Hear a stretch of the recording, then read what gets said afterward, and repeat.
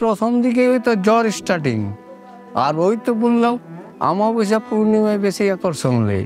আমার নাম বৃন্দাবন মাহাতো, আমার বয়স 64, আমার গ্রাম বঙ্গাবাড়ি। প্রথম কিভাবে জানি, তখন ধরুন আমি নাবালক ছিলাম, মোটামুটি আমার বয়স কত তখন, মোটামুটি 9-10 বছর বয়স থেকে স্টার্টিং। 68, তাহলে চিন্তা করুন কত দিনে শুরু করে। তো তখন আমার 8-10 বছর বয়স, তখন তো আর এতটা জ্ঞান নাই। হয়েছে পুলিশ একটু ফিরেছি, কিন্তু এটা যে ভয়ঙ্কর আকার নেবে এটা তো তখন অতটা ছিল না। আর তখন কোনো ট্রিটমেন্টেরও ব্যবস্থা ছিল না।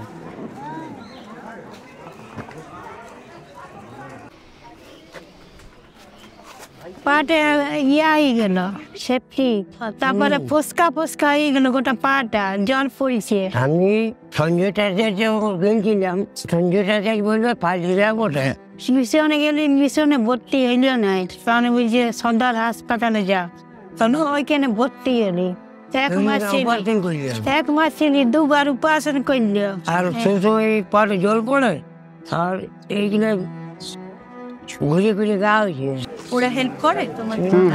নাই, কেউ আমাদের গায়ে নাই এসব। কেউ করে না তো, আমার গায়ে নাই। মেয়ে না থাকলে তো একদম একা মা বাবা আমরা এক সময় পাইতো, তখন আমরা কি করেছে, কিন্তু এখন মা পাচ্ছে না, মা বাবা পাচ্ছে না, তো আমাদের তো কর্তব্য যে মা বাবাকে করি।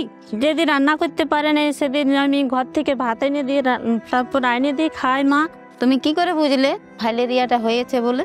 তখন জ্বর হতো। জ্বর হতো?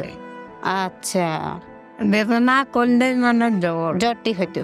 তারপরে আগে 10 বার ভুল আর ছোট পুষি যখন গায়ে রান্না না ও হলো, তখন আর গেল। আচ্ছা, আগের বাচ্চাগুলো যখন হয়েছিল তখন ফুলেছিল, তখন বাচ্চা হওয়ার পরে ফুলাটা চলে যেত, আর যখন ছোট বাচ্চাটা হলো তখন থেকে আর ফুলাটা গেল। ছোটটা হলো তখন আর ফুলাটা গেল। 7 মাস পর যাচ্ছে না আর ঠ্যাং ফুলবা। আচ্ছা, ইনি ফাইলেরিয়া মশার থেকে যে হয় ইনার এটা জানা নেই।